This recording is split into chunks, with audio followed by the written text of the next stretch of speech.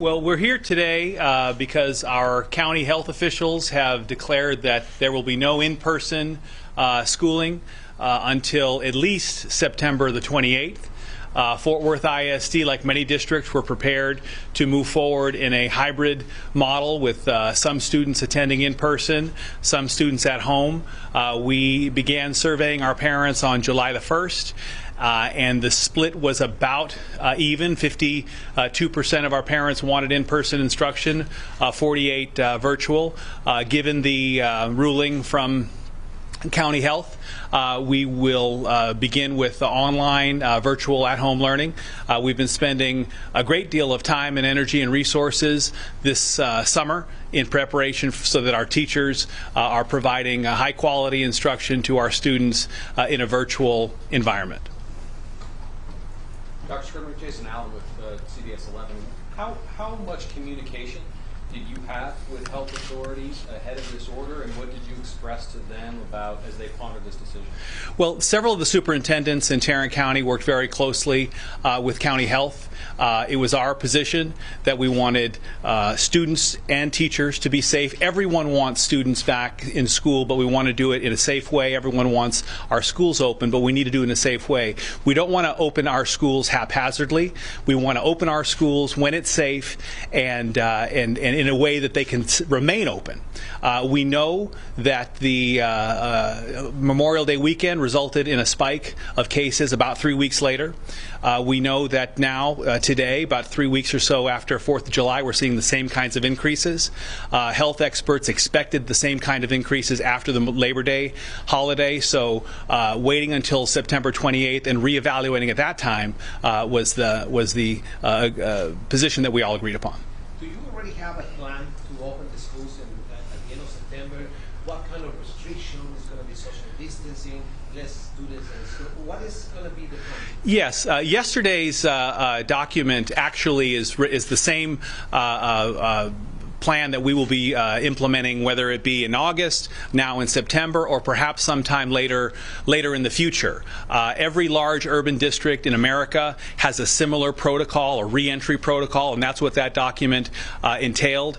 Things like requiring students and teachers to wear masks, shields, plexiglass, fogging machines, additional cleaning. The protocol that we distributed yesterday, that will be the protocol that we implement in weeks to come when school does in fact open.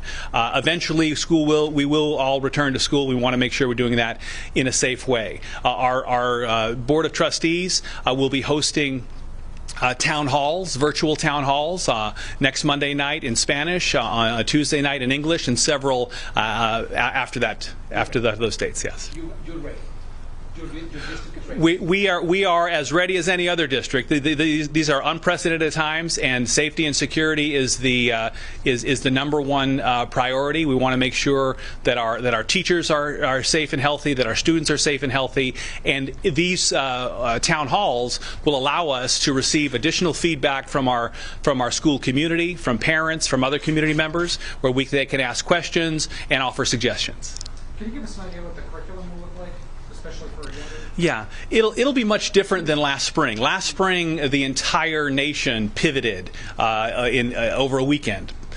We had 30-year and 25-year veteran teachers who immediately became first-year teachers again because they'd never done instruction online. This fall, it will look very, very different. We will have a Fort Worth ISD curriculum taught by a certified Fort Worth ISD teacher. It is our intent that instruction will originate from our classrooms, that principals will be able to provide support, provide guidance, and provide reinforcement so that students are learning. In fact, the guidelines that we receive from TEA are also much more well formulated. Instruction will be 4 hours of engagement with a teacher and a student, 3 hours for our younger students. We are looking also in the order at the opportunity to bring in our students with the greatest special needs, those students who are the most difficult to educate virtually. We will be safely inviting them back into our campuses so that our special ed programs can be implemented, and that our students' individual educational plans can be upheld. What's the sense before time to get, PPE in place, things like that, just to be more prepared for that? Absolutely. Not only the PPE that is provided to us by the state, but also our district has, with the board support, has invested significant dollars in PPE. But also with regard to connectivity, the board approved 24,000 devices to be distributed last spring. Tonight we'll vote on $2.4 million investment in more hotspots. This is a systemic problem. We are dealing with it in the short term, but really with the support from our trustees, from our business community, from our philanthropic community. Here in Fort Worth, we're looking to make a significant investment in connectivity across the city. Dr. Sturgeon, one of the concerns that was brought up during Commissioner's report this morning when this was announced is that kids haven't been in school since March, and their concern is that this gap is going to get wider. Where do you stand on that? We expect to see historic academic regression. Students have not been in class since March the 6th in Fort Worth, Texas. Our perspective is we must do as good a job as possible, humanly possible, with our virtual school. But also, once we get back to school, really invest in our students beyond the school day. Since we know that virtual learning can take place when things are safe, and we can welcome back our teachers and students to school, and that our schools will remain open, that we can extend the school day in person for our traditional school day and virtual in the afternoons, evenings, and weekends. Since this news has rolled out, we've already seen parents on social media expressing concern, especially for parents who are in single-parent households. How are they going to balance child care, work, and all the above? What do you say to those parents? Are there resources to help them? Well, we're working with our community partners right now. We know that the order does allow, in one case, to have teachers have their students come to school with them. We heard that from the medical officials that was allowable. We certainly want to look at every possibility. There are some parameters by which students can be provided supervision, and virtual learning can also take place in places other than schools. We want to make sure that we're working with all of our community partners to ensure that that's a possibility. What about the food programs that a lot of students rely on? Right. At Fort Worth, since the original shutdown in March, we have distributed over 900,000 meals, almost 1 million meals. That will continue through the summer and certainly continue in the fall. Food insecurity is also a major concern in our city. 85% of our student population lives at or below the federal poverty line. Schools are the places that many of our families come to, not only for academic support, but also for social and emotional and in this case, food security issues. We want to continue to be the social service hub in the community. If they have any questions for our board president.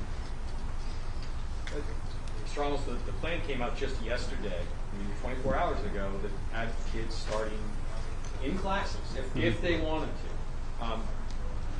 Would you have? Yes. Did you know that this order was coming today? And if you did, was it your intent that maybe it was going to change, the hope that it was going to change, and you would prefer to have kids starting in class? Was that your hope that would happen for you? My hope was that our superintendent and our county officials would be able to work together to find the right plan for our students, and knowing that safety is a priority of the entire board. After all, we're community members, and most of us are parents, as is our superintendent in our school system. So we knew, and we hoped and we knew that they would be able to work together to find a solution for now. Right now, there's, as what's been mentioned, a lot of concern at every level: parents, students, teachers, community members at large, and then also the conversations about so much mobility that was going to be taking place with that many students and that many adults moving throughout the city. I'm just proud of our county officials and our superintendent were able to work together and find a solution for now. Maybe you can give us in Spanish like a quick review of things. En Spanish. Pregúntame en español entonces. Sí, ¿qué tan preparado está usted para recibir a los niños y qué es lo que va a poner en práctica para asegurar que regresen? cada día estamos preparando más para el primer inicio de escuela el 17 de agosto. Las clases van a empezar en línea, virtual, hasta el 28 de septiembre y estamos ahora preparando a todos los maestros, especialmente los que educan a los niños con necesidades especiales para que estén recibiendo educación en un nivel más alto posible. Algún día sí vamos a regresar en persona y en ese tiempo ya vamos a tener experiencia con educación virtual, así que podemos dar en esas fechas educación durante el día en persona y también aumentándola con virtual. Última pregunta en español. ¿Qué va a haber diferente cuando esto pase? Me mencionaba, va a haber mascarillas, va a haber plásticas. ¿Me puede hablar un poquito de lo que va a implementar Sí. de seguridad? Todos los alumnos van a tener cubrebocas cuando regresen después del 28 de septiembre. También tenemos vamos a limpiar las escuelas más regularmente con químicas y mucho más preparación. También los plexiglass. How do you say plexiglass? Sí, sí, sí. Y además hemos invertido no solamente en cubrebocas, pero también en plexiglass y otras materias de protección personal. Oiga, la gente quiere saber por qué hubo tanta diferencia del plan de ayer al Sí, plan de hoy. sí. En solo 24 horas. Sí, el plan de ayer no empezó ayer. El plan de ayer es todavía válido. Algún día vamos a regresar e implementar a educación en persona y ese plan da las instrucciones en cómo hacerlo. Ese plan es relevante hasta la fecha y después del 28 de septiembre vamos a implementar ese plan. Si no hubiera sido por las recomendaciones del condado, hubiéramos estado planeando para empezar. Pero lo más importante es la única manera en que podemos empezar es una manera segura, no solamente para la salud de los alumnos, pero también de los maestros. ¿Usted habla español, Ramos? Sí, sí. Mejor que el mío. Perfecto. Le quería preguntar acerca de eso. ¿Qué creen que faltó? ¿Una comunicación entre las autoridades de salud del condado y el distrito escolar? ¿O qué fue lo que falló? No creo que falló nada, porque como simplemente ha dicho el superintendente, era un plan que se tenía que poner en lugar. Y el condado es otro sistema diferente. Ellos están preocupados por todo el condado. Nosotros somos una parte de ese condado. Simplemente queríamos que la gente supiera qué es lo que iba a suceder después de que terminara esa orden. Esa orden, si pasara o no, teníamos que tener nosotros un plan. Ellos tienen otro diferente y el de nosotros, pero somos varios en ese condado. ¿Qué tan confiados están ustedes en que todo va a salir bien? Bueno, le estuviera mintiendo si digo que yo tengo mucha confianza. Simplemente estamos en diferentes muy difíciles, ¿verdad?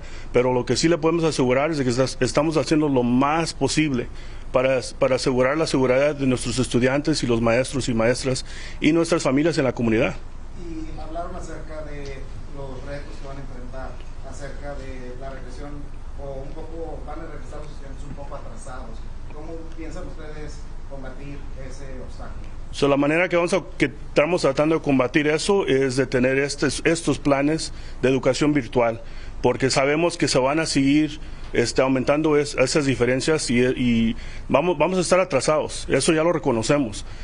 Nuestros estudiantes que ya estaban atrasados se van a atrasar un poquito más y sabemos que nuestras familias van a batallar en tratar de ayudarles, pero ellos están haciendo todo lo posible para asegurarse que se minimice, para que no haga tanto en ese espacio de los estudiantes. Y para aquellos padres de familia que a lo mejor están un poco preocupados de que no van a poder ayudar a sus hijos con las tareas, porque pues a lo mejor el internet se les dificulta, ¿qué tipo de ayuda hay para ellos? ¿Qué van a hacer? La ayuda que le vamos a dar es que nosotros aquí en la mesa directiva del sistema escolar vamos a darle acceso a eso, al internet, vamos a darles acceso a la computadora, a la laptop que sea necesario.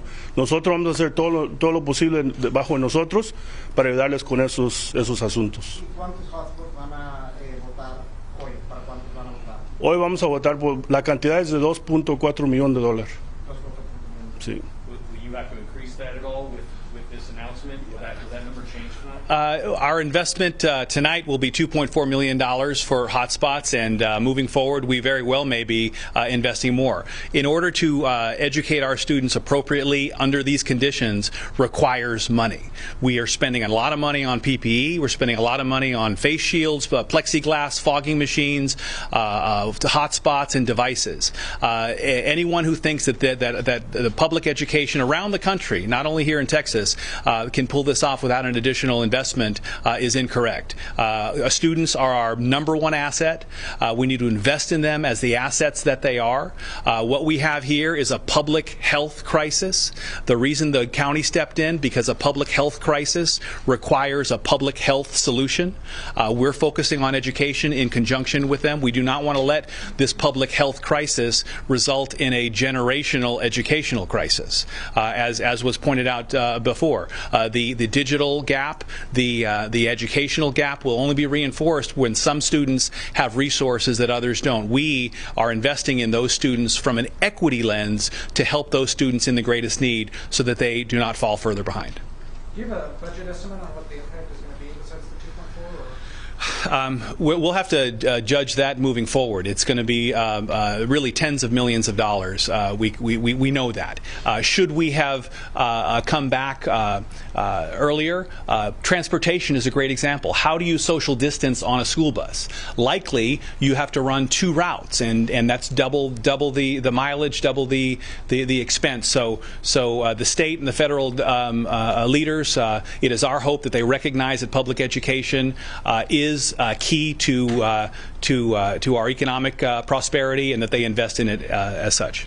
I apologize if you already answered this, but what are some of the exceptions you're making for the special needs students or people without internet access? The special education students who have an IEP, individual educational plan, will, if that IEP cannot be fulfilled in a virtual space, then we will be allowing those students into school buildings with appropriate social distancing and appropriate protection for both student and adult.